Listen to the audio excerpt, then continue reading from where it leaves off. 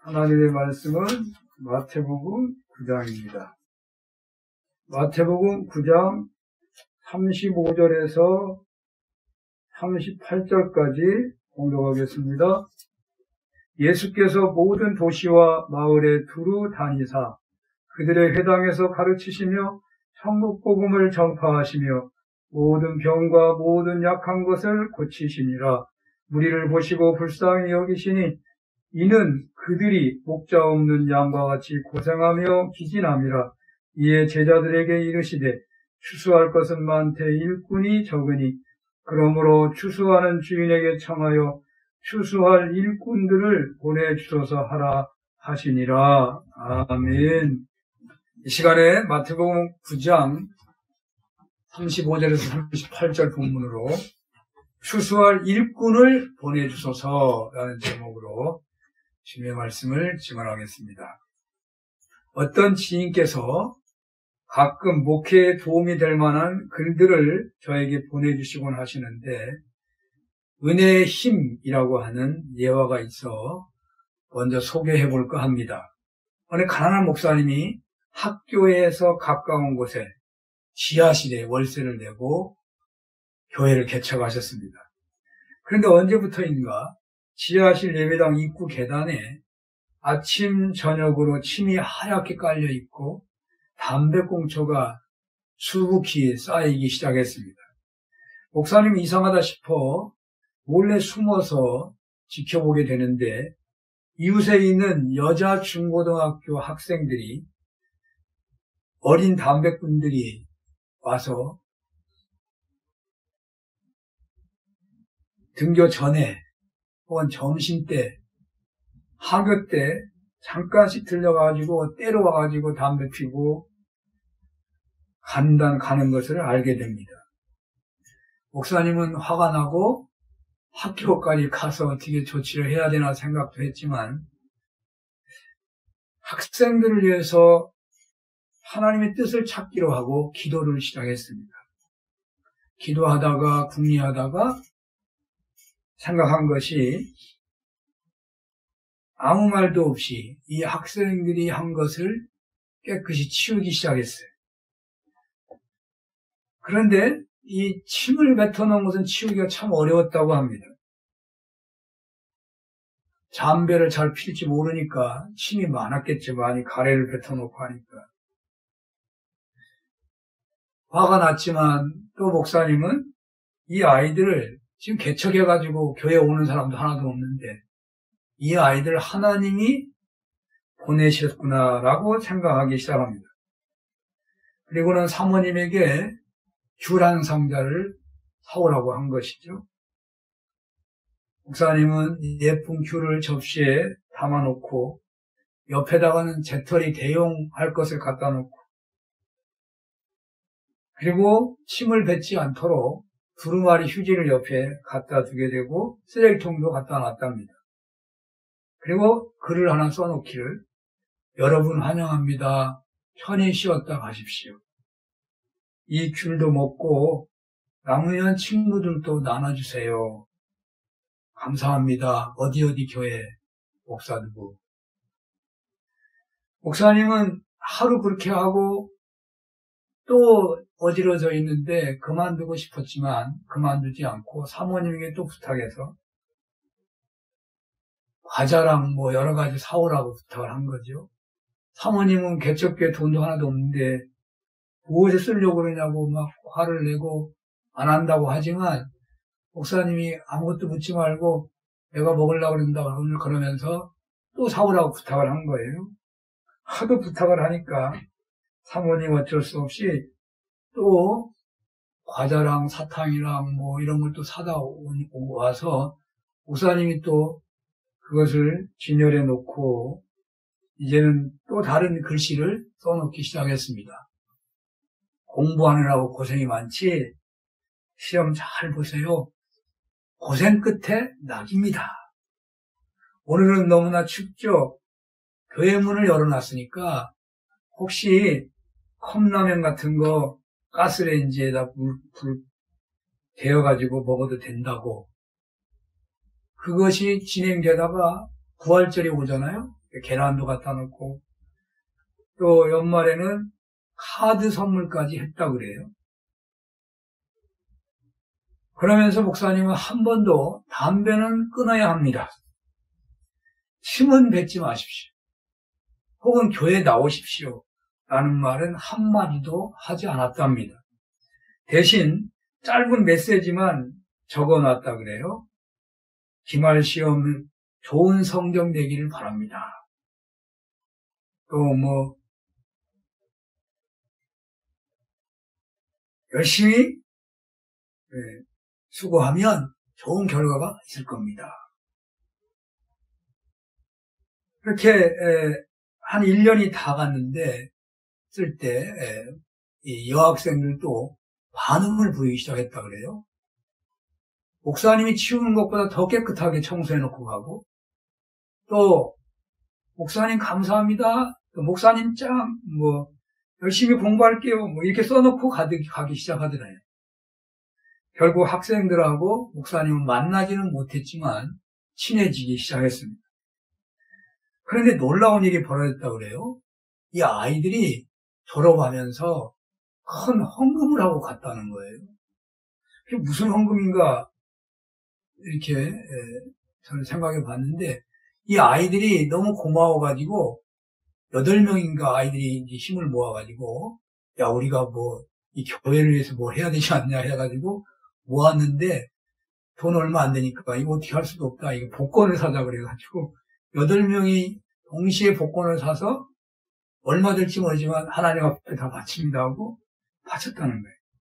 그런데 이게 당첨이 돼가지고 큰 헌금이 됐다는 겁니다. 졸업하기 전에 여학생들이 고맙다고 인사를 왔는데 여기저기 취직한 이야기도 하고 신상들을 알려주는데 얼마나 감동적인 만남이 됐는지 몰랐고 훗날에 졸업하고 나서 보니까 그 상당수가 하나님의 전에 나가서 봉사하는 신앙인물이 되었다는 이야기입니다. 사람은 법이나 원칙보다 은혜에 감동되는 법이죠. 소리친다고 담배 끊는 것은 아닐 것입니다. 안 보는 데서 피겠죠. 억지로 끊게 했을지는 모르지만 진정으로 변화시킬 수는 없습니다. 은혜의 힘이 훨씬 더 크다는 것입니다. 너무 대단한 내용이라 이게 실화인가 이렇게 의심되기도 합니다. 그러나 그보다도 과연 나는 그렇게 그 목사님처럼 할 수 있을까? 끝이 해피엔딩으로 끝나서 그렇지 여러분들도 그렇게 할 수 있겠습니까? 저는 외국인 노동자 집을 섬긴 적이 있습니다. 교회에서. 정말 많이 참으면서 했었습니다. 술을 잘 먹고 담배도 잘 피고 그러니까 잘 치우면 좋겠는데 이 노동자 집 뒤편 산속에 가면 술병이 쌓여 있고요. 또 어린 학생들이 놀림을 받았다고 하는 소문까지 들리기 시작했습니다. 실제로는 아마도 아프리카 나이지리아 사람도 있어가지고 아이들이 질의 겁을 먹고 흑인이기 때문에 질의 겁을 먹고 아마 피했을 텐데 그런 소식을 들으면서 저는 더 은혜로 대하지 못하고 말았습니다. 찾아가서 주의를 주고 교육을 강화하곤 했었습니다.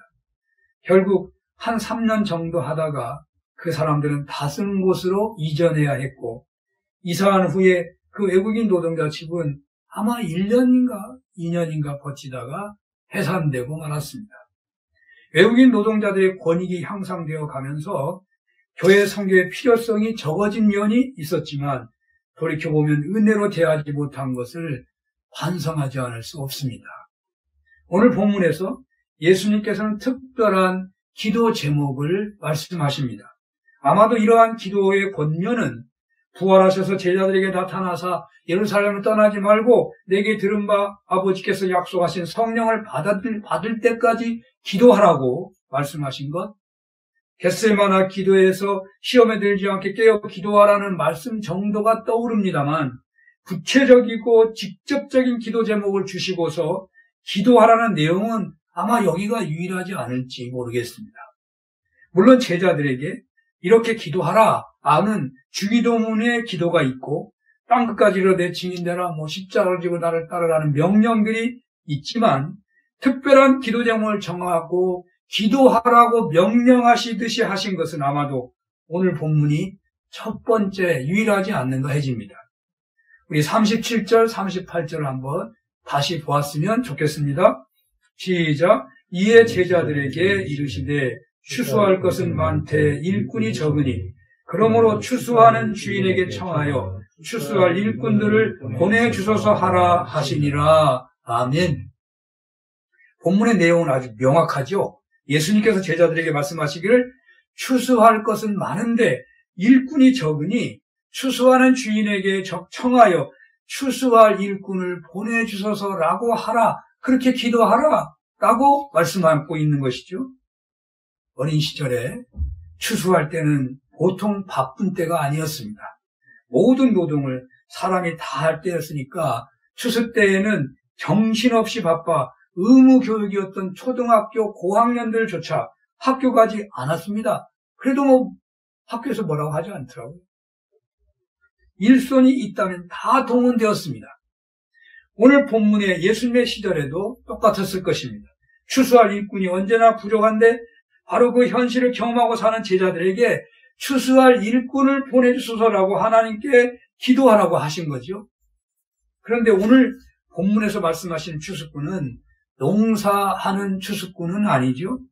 예수님의 관심은 영혼을 구원해야 하는 추수에 있었습니다. 오늘 35절, 36절 앞으로 올라가면서 봅니다. 35절, 36절 한번 보겠습니다. 예수께서 모든 도시와 마을에 두루 다니사 그들의 회당에서 가르치시며 천국 복음을 전파하시며 모든 병과 모든 약한 것을 고치시니라. 무리를 보시고 불쌍히 여기시니 이는 그들이 목자 없는 양과 같이 고생하며 기진함이라. 왜 예수님께서 추수꾼을 보내주소서라고 기도하라고 말씀하신 것이겠습니까? 예수님의 공생의 사역을 한마디로 정리한다면 가르치고 전파하고 치유하셨다. 다 알만한 얘기죠. 대표적인 기록이 마태복음 4장 끝부분 23절, 25절에 있잖아요. 이 기록은 마태 기자가 산상수훈이라는 유명한 강론의 서론으로 편집했다는 주석이 있습니다. 이 주장을 따른다면 오늘 본문 9장 끝부분 35절, 38절은 10장 강론의 서론으로 배치했다고도 볼 수 있습니다. 이 두 개의 서론들은 하나는 산상수훈이라는 강론 앞에 또 하나는 사도를 부르시고 강론하는 말씀 앞에 둔 것입니다. 내용이 거의 유사하죠. 가르치고 전파하고 치유하셨다는 것입니다. 그런데 마태복음 4장은 많은 사람들이 몰려들었다라는 말로 끝나고 산상수훈을 시작하는데 오늘 본문에는 특별히 덧붙인 내용이 있죠. 무리를 보시고 불쌍히 여기시니 이는 그들이 목자 없는 양과 같이 고생하며 기진함이라. 마태복음 4장에서는 수많은 무리들이 예수님을 따르니라로 끝나고 산상수훈 말씀이 주어지고 있는데 여기서는 수많은 무리들을 보시고 불쌍히 여겼다는 말씀이 덧붙여지고 있는 것입니다. 오늘날은 어떤 경우가 불쌍하다고 생각되십니까? 교회 화재로 인하여 많은 헌금들이 답지했었는데 아마도 우리가 불쌍하게 보였던 측면이 있었을 것입니다. 만약에 어떤 집에 불이 났는데 인재사고까지 나서 어른들이 숨지고 어린아이들만 남았다면 그들을 향한 불쌍한 마음들이 대단할 것입니다. 오늘 본문에서는 예수님께서 무리를 보시고 불쌍히 여기시니라고 했는데 헬라어로 본다면 헬라어 불쌍히 여기다는 스플랑크니조마이라고 하는데 이건 많이 나오는 말인데도 저도 잘 읽을지도 모르겠는데 근데 이 말은 원래 창자라는 뜻입니다. 구약의 유대인들은 마음의 중심이 콩팥이나 간에 있다는 생각을 했습니다. 같은 동양이라 그런지 우리나라에서 너무 마음이 아프면 애간장이 녹는다라고 말을 하죠. 너무 마음이 아파서 창자와 간이 녹는다는 표현입니다. 본문의 내용은 예수님께서 목자 없는 양들이 고생하며 기진하는 것을 보니 너무 불쌍하고 해서 애간장이 녹는다는 그런 뜻으로 불쌍히 여기고 있는 것입니다. 이 표현은 예수님께서 나사로의 죽음을 보시고 눈물을 흘리실 때도 이 표현을 쓰셨습니다. 얼마나 애간장이 녹으셨으면 예수님이 나사로의 죽음 때문에 울고 있는 마리아와 그 주변 사람들 때문에 눈물을 흘리셨겠습니까? 요한복음 11장 33절에 심령이 비통히 여기시고 불쌍히 여기사, 그래서 35절에 예수께서 눈물을 흘리셔더라, 그렇게 돼 있잖아요. 바로 이와 똑같이 예수님께서는 오늘 본문에서 모든 성마다 마을마다 두루 다니시며 복음을 전파하면서 가르치고 전파하시고 치료하셨는데, 몰려오는 무리들을 보시고 목자 없는 양같이 고생하며 기진한 것을 아시고 애간장이 녹듯이 불쌍히 여기셨다는 말입니다. 그래서 제자들에게 추수할 것은 많은데 추수할 일꾼을 보내달라, 추수하는 주인에게 청하여 추수할 일꾼을 보내달라고 기도하라고 하신 것입니다. 불쌍히 여기신 것에 대해서 덧붙여 설명한다면 그들이 목자 없는 양같이 고생하며 기진함이라고 말하고 있습니다. 여러분, 시편 23편에 보면 여호와는 나의 목자시니 라는 다윗의 유명한 고백이 있습니다. 양을 연구한 분들의 이야기를 종합해보면 양은 목자 없이 한시도 생존하기 어려운 존재라고 합니다. 양은 눈이 잘 안 보여가지고 먹을 것을 자신들이 직접 찾아 구할 수가 없다고 합니다. 양은 맹수들의 공격에 피할 만한 능력이 또한 거의 없답니다. 빨리 달릴 수가 없으니까. 또 방어 능력도 없다고 합니다. 뿔도 받는다든지 뒷발질을 한다든지 그런 능력도 거의 없고, 양이 할 수 있는 것은 그저 목자를 목매어 부르는 우는 것밖에 없는 거죠. 양은 목자 없이 생존할 수 없는데 목자 없는 양이 그래서 불쌍하다는 거죠. 보통 사람들이야 불쌍함을 느끼지도 않겠죠. 양 잡아먹겠다 그런 생각하는 사람도 있겠죠. 그런데 예수님은 하나님의 자녀로 살아가야 할 백성들이 하나님의 백성으로 살지 못하는 것이 얼마나 불쌍하고 얼마나 원통한 일인지, 사단에게 매여 있는 것이 얼마나 원통하냐 말이에요. 예수님 보시기 얼마나 불쌍하냐 말이죠. 그래서 있는 그대로 그 모습을 잘 아시기 때문에 그렇게도 할 수가 없었다는 것입니다. 그리고 또 예수님께서 가르치고 전파하고 치유하셨는데 그 과정을 본 사람들과 제자들이 따라다니는 사람들이 많지만은 예수님처럼 그렇게 목자 없는 양과 같이 백성들을 불쌍히 여기면서 복음을 전할 수 있는, 그들을 섬길 수 있는 일꾼을 찾아봤는데 일꾼들이 안타깝게도 눈에 보이지가 않는 그 헌실 때문에 더욱 애간장이 녹았다는 말입니다. 그래서 안타까운 심정으로 추수할 일꾼을 보내주소서라고 제자들에게 기도하라고 말씀하고 있는 거예요.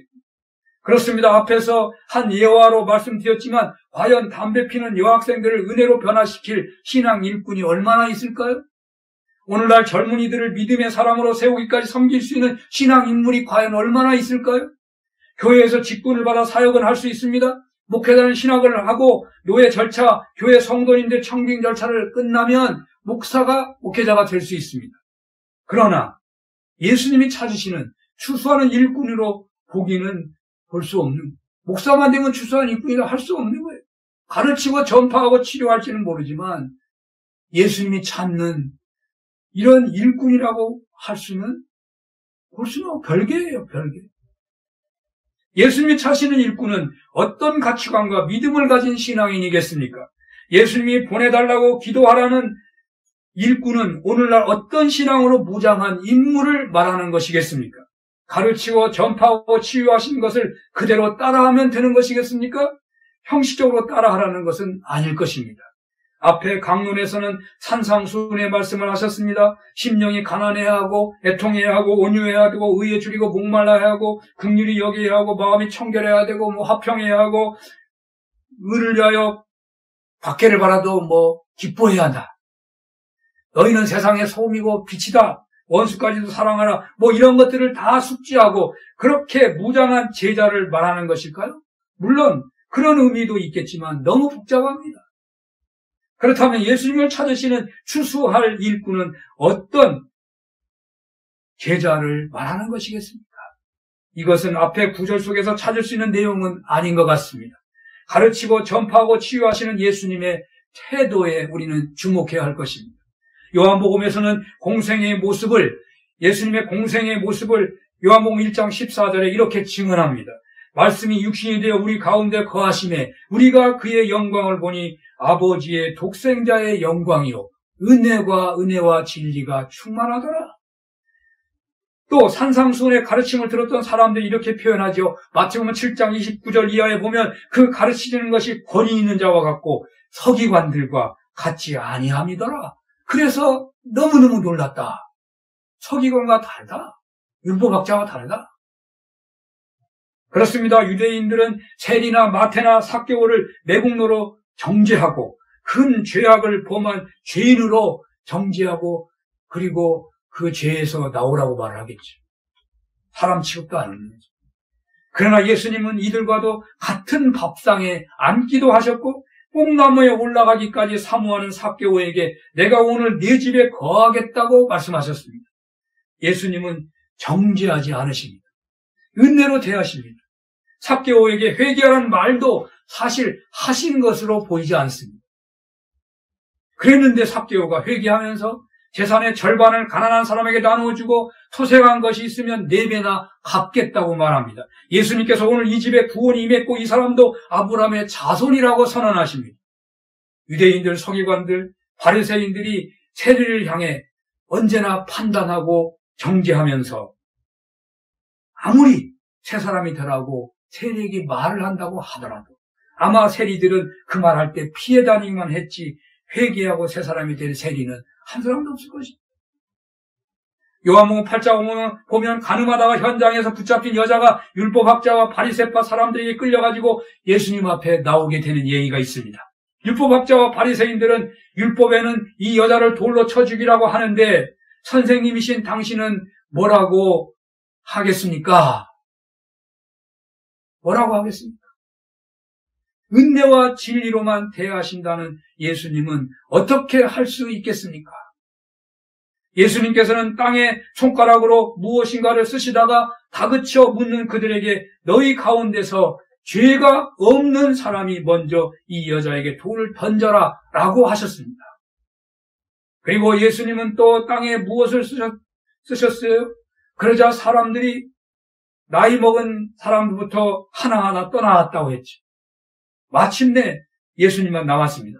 예수님께서 여자에게 물었습니다. 너를 정죄한 사람이 한 사람도 없느냐? 여자가 예수님을 주님이라고 부르면서 주님 한 사람도 없습니다 라고 대답하니까 예수님이 뭐라고 하시죠? 나도 너를 정죄하지 아니하노라. 가서 이제부터 죄를 짓지 말아라.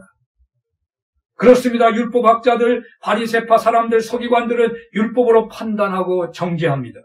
예수님은 은혜와 진리가 충만하셔서 은혜와 진리로만 대하십니다. 다시 말하면 예수님은 은혜로 대하시고 용서와 사랑으로 대하시는 것입니다. 예수님은 은혜로 대하시고 용서와 사랑으로 섬기시며 복음을 가르치고 선포하시고 치유하시고 하신 것입니다. 그리고 조금 더 붙인다면 주님이 오시기 전에 인생들의 중요한 가치관을 생각해 본다면 무엇이 옳으냐 그르냐로 판단하고 주장하고 다투는 것이었다고 할 수 있습니다.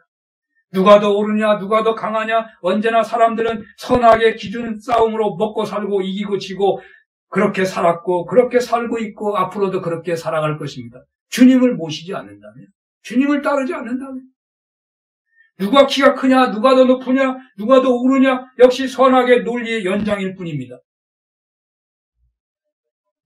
사람은 이런 것으로 변화되지 않습니다.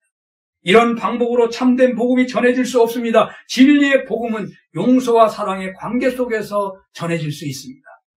그러므로 예수님의 공생의 삶의 가치관은 은혜와 진리가 충만하신 것이고 언제나 은혜로 대하시기에 용서와 사랑과 섬김의 가치관이라고 할 수 있습니다. 용서하며 사랑하는 것으로 하나님의 뜻을 드러내셨고 용서하며 사랑하심으로 가르치고 전파하고 치유하셨습니다. 오늘날 누가 어린이들을 그리스도의 제자로 양육할 수 있겠습니까? 누가 오늘날 연로하신 분들을 주님 앞에 가실 때까지 그리스도의 신부로 주님 잘 믿으시다가 영광스럽게 주님 앞으로 나아가시도록 도와줄 수가 있겠습니까? 누가 경제적으로 밝은 세상 사람들에게 복음을 전하여 예수님의 제자 되도록 세우는 도구가 될 수 있겠습니까? 오늘날 누가 젊은이들, 학생들을 믿음의 사람으로 세우는 데 쓰임받을 수가 있겠습니까? 예수님의 용서와 예수님의 사랑으로 그렇게 무장된 태도로 섬기고 희생하면서 주님의 복음을 증거하는 과정에서 성령님의 도움 아래 생명 살리는 추수하는 일꾼이 되는 줄로 믿는 것입니다.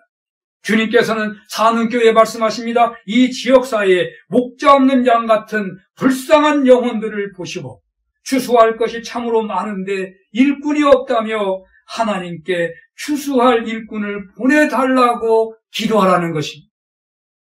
그렇게 기도하시는 중에 자신들의 형편을 살피게 되고 결국은 자신들을 세우시고자 그렇게 기도하라고 하셨다는 것을 깨달아 주님의 부르심대로 추수할 일꾼으로 쓰임받게 된다면 얼마나 좋겠습니까? 제자들은 이렇게 기도하다가 10절에 직장에 가면 사도로 부름받습니다. 사도로. 기관이나 목장 조직이 있습니다마는 누가 사는교회 리더로 섬길 수가 있겠습니까? 보통은 사람들 평가에 엄두를 내지 못할 것입니다. 나를 어떻게 볼까, 사람들이. 사람들이 왜 평가에 민감해지고 자신이 평가받는 것에 두려워가지고 어찌할 바를 모릅니다. 왜들 그렇게 평가를 좋아하는지 모릅니다. 저 사람은 어떻고 저 사람은 어떻고. 전화를 안 받습니다.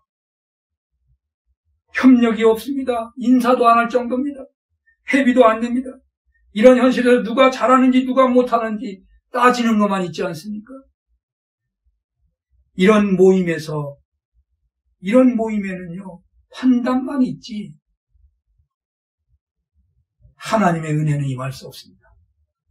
용서, 진정한 용서로만 마음이 열리는 것입니다. 또한 사랑만이 마음을 여는 것입니다. 용서와 사랑 안에서 섬길 때에 한 사람 한 사람 움직이게 되는 것이 목장이고 기관일 것입니다. 그런데 과연 누가 그렇게 하겠습니까? 주님께서 애간장인도 오십니다. 누가 그렇게 하겠느냐? 우리 사는교회에서 누가 그렇게 하겠느냐? 추수할 것은 많은데 일꾼이 없구나. 추수할 일꾼을 보내주소서라고 기도하라고 말씀하십니다. 청년들, 중고등부 학생들 어찌해야 하겠습니까? 세대 차이가 너무 큰 학생 청년들의 태도를 보면서 긍휼과 사랑의 마음이 과연 얼마나 있습니까? 끝까지 용서하며 사랑하는 마음이 우리에게 과연 있습니까? 무엇이 잘못되었다? 판단이 앞서지 않습니까? 왜 알려주는 대로 따라하지 않느냐? 세상 나쁜 문화에만, 세상 향락에만 귀를 기울이는지 선악을 구분하는 것처럼 그렇게 대하고 그렇게 말하지는 않습니다. 마음에 바로바로 그려지는 판단과 정죄, 그 판단과 정죄의 그림을 용서로 바로바로 지워야 할 것입니다. 보자마자, 듣자마자 마음에 떠오르는 비판을 사랑으로 지워버려야 할 것입니다. 그리고 예수님의 말씀을 전하는 것입니다. 어느 누구도 온전하다고 할 수 있는 사람은 없을 거예요. 그러나 엄청난 구원의 은혜를 우리는 받았습니다. 그 구원을 받았으니 용서와 사랑의 은혜를 받았으니 은혜로 대하며 살아야 하겠다고 일단 결단을 내려보면 좋겠습니다. 내가 그렇게 살아가는 경우가 1년 중에 며칠밖에도 안 된다고 하더라도 하루 중에 몇 시간도 1시간도 못 된다고 하더라도 내 삶의 방향을 그렇게 정하고 그 지수를 높이기로 결단하고 잘못할 때마다 회개하고 기도하며 나아가시면 좋겠습니다. 그 용서와 사랑의 지수만큼 쓰임받게 될 것입니다. 추수할 일꾼을 보내주소서라고 기도하시면 좋겠습니다. 그렇게 기도하시는 중에 주님께로부터 추수할 일꾼으로 부름받아 크게 쓰임 받으셨으면 좋겠습니다. 교회 화재 이후 우리 교회는 크게 은혜를 받았습니다. 저는 목회자로서 너무너무 큰 은혜를 받고 있습니다. 사는교회 부흥해야 합니다. 우리 교회를 통하여 수많은 사람들이 구원받아야 하겠기에 주님께서 우리에게 도전적으로 말씀을 주시는 줄로 믿습니다.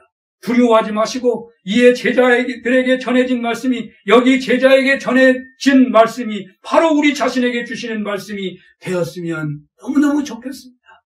세상에 구원받을 사람들이 얼마나 많습니까? 그들을 향하여 애간장이 녹으시는 예수님을 바라보시면서 추수권을 보내주소서, 추수권을 우리 사는 교회에 보내주소서, 간절히 기도하는 여러분 다 되시기를 축원합니다. 기도하겠습니다. 하나님, 추수할 것이 많사오니 추수할 일꾼을 보내주소서. 저희들 용서와 사랑으로 받은 은혜 따라 사는 추수 일꾼 되게 하여 주옵소서. 예수님 이름으로 기도합니다. 아멘.